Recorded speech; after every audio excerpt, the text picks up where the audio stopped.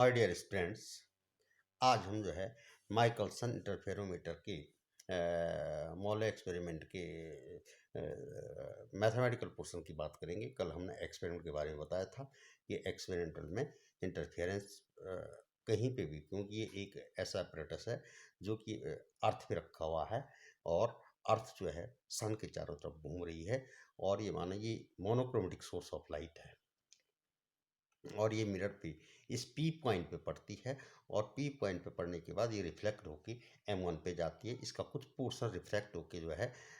Light की direction की सीध में M2 मिरर पे आ जाता है। M2 मिरर से फिर ये रिफ्लेक्ट होके वापस आ जाता है और ये यहाँ से पी पॉइंट पे आके दोनों वेव्स जो है नीचे टेलीस्कोप पे चली जाती हैं और टेलीस्कोप पे हम पे इंटरफेरेंस पैटर्न मिलते हैं। अब इसको आप कैसे समझ सकते हैं? अब ये जो है एपरेटस जो है भी वेलोसिटी से आगे बढ़ रहा है, मतलब अर्थ पे अर्थ घूम रही है, तो सीधी सी बात है ये जो है भी वेलोसिटी से, सपोज वेलोसिटी भी है इसकी और भी वेलोसिटी से आगे निकल रहा है, धीरे धीरे आगे बढ़ रहा है। अब क्या है इसमें PM1 equal to PM2, number one. Number two, अब हम पहले लाइट की वेव्स कहाँ कहाँ हम क्या क्या हम मेजर करेंगे। इसके लिए ये देखिए मैंने अलग से यहाँ पे फिगर बनाया है। ये P डैश M1, P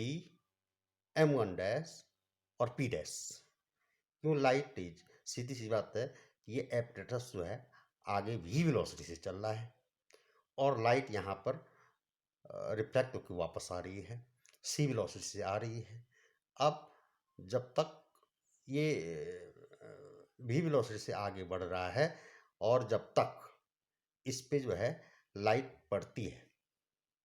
तब तक ये कुछ मूव कर देगा आगे। ये मान के चलो कि एक ट्रेन है, ये आप ट्रेन में बैठे हुए हैं, ये ट्रेन है और आप ट्रेन में बैठे हुए हैं, ट्रेन में बैठे हुए हैं और ये ऊपर मिरर लगा हुआ है। अब ट्रेन चल रही है, ट्रेन चल रही, आपने यहाँ से टॉर्च मारी और इस मिरर पे गई, इस मिरर पे चली गई ऊपर। और फिर क्योंकि अब आपने जैसे ही टॉर्च ऊपर दी तो लाइट ऊपर जब मिरर पे रिफ्लेक्ट होकर वापस आएगी तो तब तक ट्रेन कुछ आगे बढ़ी। आपको तो प्रतीत होता है कि आपकी सीध में ही लाइट है, लेकिन एक्चुअल होता ऐसा नहीं है। क्यों? आपकी ट्रेन आगे बढ़ रही है, आप भी ट्रेन के साथ मोशन में चल रहे हैं, तो इसलिए ये रिफ्लेक्ट कैसे होगा? ऐसे करके और ऐसे होगा। तो यही सिचुएशन यहाँ पे पैदा हो रही है और ये क्यों एपरेटस आगे चल रहा है और ये यहाँ पर कैसी ये वाली स्थिति जो मैंने ये बताई है, तो ये वाली सिचुएशन पैदा होगी। तो इससे जो है लाइट ने कितना ट्रेवल किया ये हम देखते हैं। तो लाइट ने पी डैश से ट्रेवल किया, पी से ट्रेवल किया, ये यहाँ पे पी या पी डैश जो भी है यहाँ से ट्रेवल किया और ये M1 डैश पे आई, इस M1 डैश पे आई और M1 डैश से ये रिफ्लेक्ट होके आप तब तक यहाँ पहुँच गए और लाइट फिर यहाँ पर पहुँची और आप यहाँ से सीधे आगे निकले, यहाँ पर निकल गए। तो लाइट ने कुल मिला के ये इतनी डिस्टेंस तय की। सीधी सी बात है, आप जब तक यहाँ पर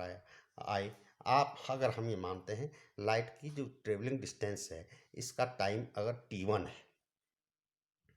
और आप जो हैं, क्योंकि यहाँ से जो ऑब्जर्वर चल रहा है, पी पॉइंट चल रहा है, ये भी वेलोसिटी से आगे बढ़ रहा है, तो ये कितनी डिस्टेंस तब तक यहाँ से यहाँ तक कितनी डिस्टेंस तय कर देगा? ये v इंटू T1। जब तक लाइट यहाँ से यहाँ आएगी तब तक ये यहाँ से यहाँ ऑब्जर्वर चले जाएगा। तो इसका मतलब अगर हम ये बोलें इसकी वेलोसिटी v है, इसकी वेलोसिटी v है और जब तक लाइट यहाँ पर, तो इतना ही टाइम में यहाँ पर पहुँच जाएगा। तो ये डिस्टेंस टोटल यहाँ पर p से P1 डैश तक जो तय करेगा ये कर देगा आपका VT1। और क्यों? तो इसलिए अब हम पहले ये ट्रेवलिंग, ये इसका टाइमिंग निकाल देते हैं, T1 की वैल्यू निकाल देते हैं। तो T1 की वैल्यू निकालने के लिए ये मिड में होगा, तो ये डिस्टेंस L है, ये डिस्टेंस कितनी है? L है। जब ये डिस्टेंस L है और ये P और ये पॉइंट अगर N है, ये पॉइंट क्या है, N है, तो यहाँ से M1 डैश N, ये डिस्टेंस हो गई L, जो कि ये वाली डिस्टेंस है फिगर में, और ये वाली डिस्टेंस यहाँ से यहाँ की डिस्टेंस जो है ये L डिस्टेंस होगी। तो ये P M1 dash is equal to हो जाएगा P N square plus N M1 prime या M1 प्राइम डैश स्क्वायर। तो ये हम इसको कैलकुलेट कर लेते हैं, और ये कैलकुलेट करके हम ये देखते हैं P M1 dash equal to P N square plus M1 dash N square, this equal to VT1 upon 2, क्योंकि जो ये डिस्टेंस है ये VT1 इसकी हाफ हो जाएगी। ये VT1 डिस्टेंस है, ये जो यहाँ पर दिख रही है ये VT1 डिस्टेंस है, ये टोटल इसका हाफ हो जाएगा, तो T1 अपॉन 2 ये डिस्टेंस हो जाएगी कि कौन, PN। तो यहाँ पर हम ये देखते हैं कि PM1 equal to PN square plus M1 N square equal to VT1 upon 2 whole square plus L square. अब ये L स्क्वायर यहाँ CT1 इक्वल टू हो जाएगा अंडर रूट,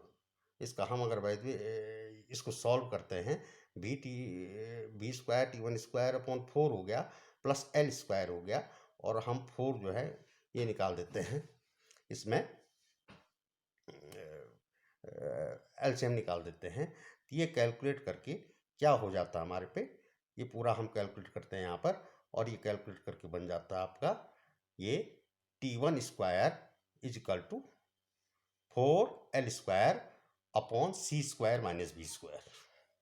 तो T1 इक्वल टू इसका अंडर रूट हो जाएगा 2L अपॉन under root C square minus B square, this equal to 2L square upon 1 minus इसको हम B square upon C square to the power half लिख लेंगे, और इसको हम ऊपर ले जाएंगे तो 2L upon C into 1 minus B square upon C square to the power minus half हो जाएगा ये T स्क्वायर। तो this equal to 2L upon C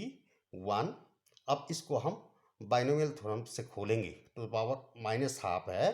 तो 1 plus B square upon 2C square हो जाएगा, प्लस आगे V raise to power 4 upon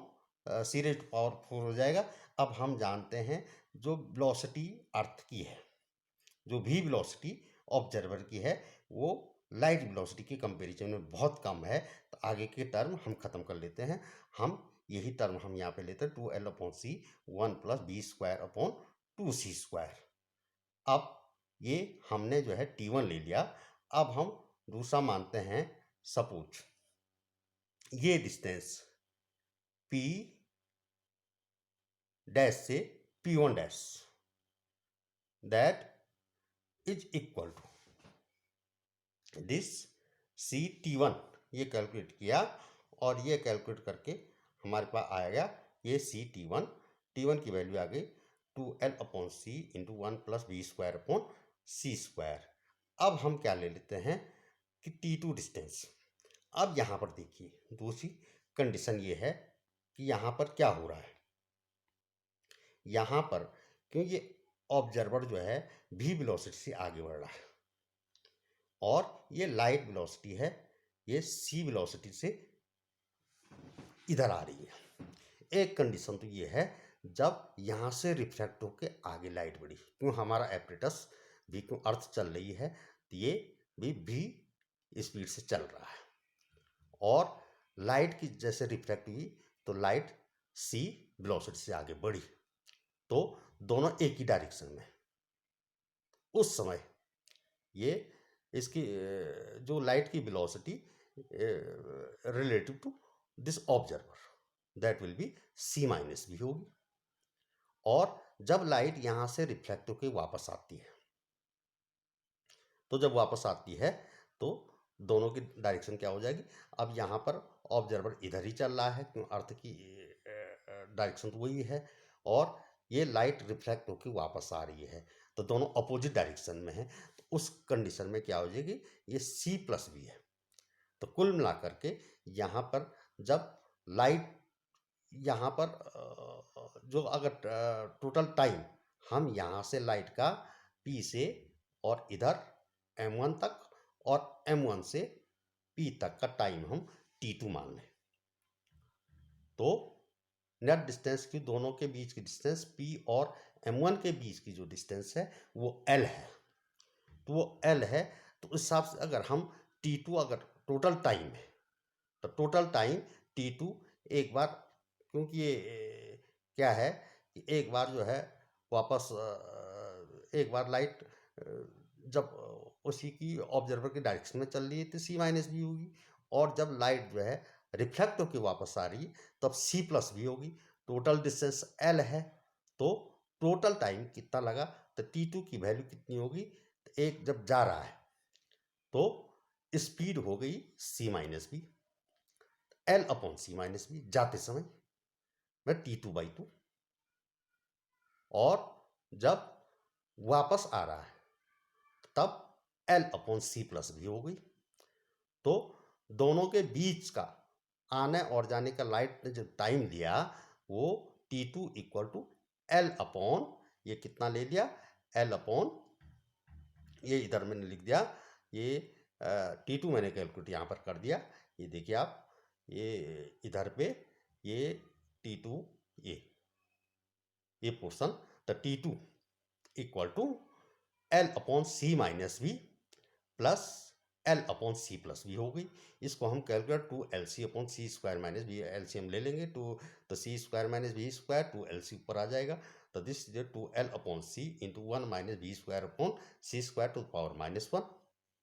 तो this equal to 2L upon C into 1 minus b square upon C square to the power -1। इसको calculate कर कितना मिल जाएगा, this equal to 2L upon C 1 plus B square, इसको हम फिर using binomial theorem के द्वारा हम खोलेंगे, ये हो जाएगा 1 plus B square upon Q to the power -1 में है, तो 1 ये हो जाएगा आपका 1 plus B square upon 2C square, B square upon 1 plus B square upon C square, ये हमको T2 मिल जाएगा, और T2 मिल जाएगा। और अब हम क्या कर लेते हैं कि नेट जो टाइम, क्यों एक दो चीज़ें हैं यहाँ पर, एक तो लाइट जो है, लाइट का ट्रेवलिंग, एक यहाँ से यहाँ आ रही है, मीन्स जब ये यहाँ पर सिचुएशन ये बड़ी, ये भी वेलोसिटी से चल रहा है, आगे बढ़ रहा है, और दूसरी सिचुएशन ये है मतलब ये लाइट, एक तो ये ऊपर वाली लाइट जब रिफ्लेक्ट होकर नीचे आ रही है, इसका टाइमिंग ये निकाल दिया हमने T1, और जब ये पैरेलल M2 से वापस होके आ रहे, इसका टाइमिंग हो गया T2। तो T2 अब क्या होना चाहिए यहाँ पर जो T1 है कितने टाइम में पहुंची, T2 कितने टाइम में पहुंची, और उसने यहाँ पे इंटरफेरेंस पैटर्न क्या दिया, कितने फ्रिंजेस का जो डिफरेंसेस रहा, क्या रहा, या इंटरफेरेंस मिला, या आपको कंस्ट्रक्टिव इंटरफेरेंस मिला, या डिस्ट्रक्टिव इंटरफेरेंस मिला, कुछ भी मिला, आपको यहाँ पे कुछ ना कुछ मिला, कितने टाइम के अंतर में मिला। अब ये जो है हम कैलकुलेट करके ये यहाँ नीचे हम T2, तो हम दोनों का क्या ले लेते हैं यहाँ पे डेल्टा T2 माइनस T1, और T2 माइनस T1 को जब हम कैलकुलेट करते हैं तो ये आ जाता है L, ये कैलकुलेट करेंगे, calculator 2L upon C into b square upon 2C square आ जाता है, और ये L b square upon C square आ जाता है, ये कैलकुलेट करके ये टर्म डेल्टा T। अब ये टाइमिंग ये हो गया, इसलिए अब हम sorry L v square upon C cube आ जाता है, L v square upon C cube, इसमें से एक सी इधर लेफ्ट में ले जाएंगे, सी डेल्टा टी हो जाता है। तो सी डेल्टा टी, तो जो सी डेल्टा टी होता है इसको बोलते हैं डेल्टा एक्स। तो डेल्टा एक्स इन पाथ डिफरेंस होता है, डेल्टा एक्स होता है, delta X equal C delta T होता है। तो ये पाथ डिफरेंस हम यहाँ पर ले लेते हैं। अब सीधी सी बात है, यही एक्सपेरिमेंट अगर हम जो है पहले तो हम यहाँ पे सी डेल्टा टी और C delta T is equal to delta X equal to N lambda होता है। तो delta X, two delta X, तो टू डेल्टा एक्स कहाँ से आया? जब हम इसी एक्सपेरिमेंट को क्या करते हैं कि अगर अब हम इस एपरेटस को 90 डिग्री पे घुमा देते हैं, इस एपरेटस को, ये एपरेटस, इतना एपरेटस हमने 90 डिग्री पे घुमा गया, क्यों? ये जो लाइट सोर्स है ये स्टेशनरी है, तो 90 डिग्री पे घुमाएंगे तो सीधी सी बात, जो पी एम वन अब बन जाएगा ये लाइट के पैरेलल हो जाएगा, और पी एम टू अब इसके परपेंडिकुलर हो जाएगा, तो P M one P M two बन जाएगा और P M two P M one बन जाएगा अगर 90 डिग्री पे इसको घुमाते हैं। तो तब हमको क्या मिलने चाहिए? क्योंकि अर्थ जो है सन के चारों तरफ घूम रही है, ये सन है और सन के चारों तरफ घूम रही है, तो अर्थ अगर हमने यहाँ पर ये एक्सपेरिमेंट किया है एक बार, 6 महीने बाद हम यहाँ पर कर लेते हैं इसको 90 डिग्री पे, तो 90 डिग्री पे करेंगे यहाँ पे, तो क्या होगा, ये वैल्यूज बदल देनी चाहिए, मतलब जो इंटरफेरेंस पैटर्न यहाँ बदल जाना चाहिए। तो अब हम ये देखते हैं इसका कैलकुलेशन क्या होता है। तो इसमें माइकलसन एंड मोर्ले ने जो एल की डिस्टेंस रखी थी वो एल इक्वल टू 11, तो हम ये क्या देते हैं कि जब 90 डिग्री पे घुमाते हैं तब हमको फिर ये डेरिवेशन यहाँ पे आ जाता है, 90 डिग्री पे घुमाने पे ये डेरिवेशन आ जाता है, कौन? ये डेरिवेशन आ जाता है, ये 90 डिग्री घुमाने पे ये फिर ये 2LV² अपॉन सी स्क्वायर आ जाएगा, 2LV² आ जाना चाहिए। क्यों? एक बार जो है जो अर्थ है वो जो है फ्रेम से, बाय द वे, फ्रेम के डायरेक्शन जो फ्रेम से दूर जा रही है, फ्रेम स्टेशनरी स्टेट में है और फ्रेम से एक बार एक डायरेक्शन में चल ली, उसके बाद 6 महीने बाद अर्थ क्या होगा, अपोजिट डायरेक्शन में आ जाएगी। अपोजिट डायरेक्शन पे आने पे क्या हो जाना चाहिए, उसकी सीधी सी बात है, जो वेलोसिटी है पाथ डिफरेंस दुगना हो जाना चाहिए। तो जब दुगना होना चाहिए तो ये 2 डेल्टा एक्स आ गया, तो 2 डेल्टा एक्स जब आएगा तो ये हम जो है इसको कैलकुलेट कर लेते हैं यहाँ पे, तो ये 2LV² अपॉन सी स्क्वायर, क्यों 90 डिग्री 90 डिग्री एंगल पे पूरे एप्रेटस को अगर हम घुमाते हैं तो ये 2LV² अपॉन सी स्क्वायर आ जाना चाहिए, ये 2LV² अपॉन सी स्क्वायर, ये यहाँ पे हम पे ये मिल जाएगा, ये वाला टर्म मिल जाएगा, और इससे हम जो है क्योंकि दैट इज पाथ डिफरेंस, और path difference equal to N lambda, N equal to 2LV² upon lambda C square. अब इसमें जो है जो लाइट मोनोक्रोमेटिक लाइट है इसकी वेवलेंथ उन्होंने 5800 रखी एंगस्ट्रॉम, 5800 एंगस्ट्रॉम रखी, और जो एल डिस्टेंस रखी वो रखी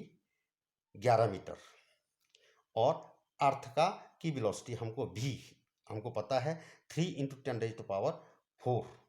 मीटर पर सेकंड होती है, और जो लाइट की वेलोसिटी होती है c, वो 3 × 10⁸ मीटर पर सेकंड होती है। अब इसको कैलकुलेट किया गया, इसको कैलकुलेट किया,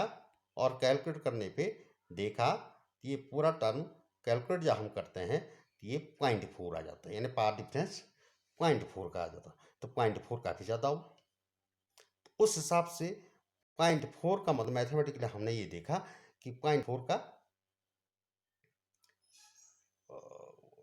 मैथमेटिकली 0.4 का डिफरेंस पाथ डिफरेंस आ रहा, लेकिन एक्सपेरिमेंटली देखा हमने, अगर 6 महीने बाद ये एक्सपेरिमेंट किया तो 6 मंथ बाद हम ये देखते हैं कि हमको जो है वो जो इंटरफेरेंस पैटर्न इसमें टेलीस्कोप में दिखाई देता है वो सेम, वो चेंज नहीं होता भाई। अगर भाई 6 महीने बाद बात कर रहे हैं तो अर्थ तब तक जो है काफ़ी घूम गई होगी, तो वो 6 महीने बाद जो हमको रिजल्ट आने चाहिए थे ये हमको फ्रिंजेस बदल जानी चाहिए थी, इंटरफेरेंस बदल जाना चाहिए, लेकिन एक्सपेरिमेंटली देखा गया तो फ्रिंजेस सेम मिली, इंटरफेरेंस पैटर्न बदला नहीं। अगर कंस्ट्रक्टिव मिला है तो कंस्ट्रक्टिव ही रहा है, डिस्ट्रक्टिव मिला है तो डिस्ट्रक्टिव ही मिला है। इसका मतलब एक्सपेरिमेंटल थी तो कोई चेंज नहीं हुआ। लेकिन हम मैथमेटिकली जब इस डेरिवेशन को कर रहे हैं तो हम ये देख रहे हैं कि मैथमेटिकली हमको 0.4 पार्ट डिफरेंस का अंतर मिल रहा है। यानी इंटर भाई इस हिसाब से जो 0.4 बहुत होता है, तो 0.4 का मतलब ये हुआ कि इतने में तो ये बदल जाना चाहिए था, इसमें इतने में जो है जो जो इंटरफेरेंस जो हमको पहले पैटर्न में वो बदल जाना चाहिए था, लेकिन वो तो नहीं बदला। तो ना बदलने के कारण तब ये निष्कर्ष निकाला गया, इसका मतलब लाइट की velocity in all inertial frames remain same, that does not change। किसी भी inertial frame के लिए लाइट की वेलोसिटी चाहे वो मूविंग में हो चाहे वो स्टेशनरी हो कैसा भी हो, तो इस पे इसी कारण जो सेकंड लॉ है स्पेशल थ्योरी ऑफ रिलेटिविटी का जो सेकंड पोलरेट है वो वेरीफाइड हो जाता है कि भाई लाइट की एक्सपेरिमेंट जब देखा गया light velocity in vacuum and in all inertial frame remain same। Thank you।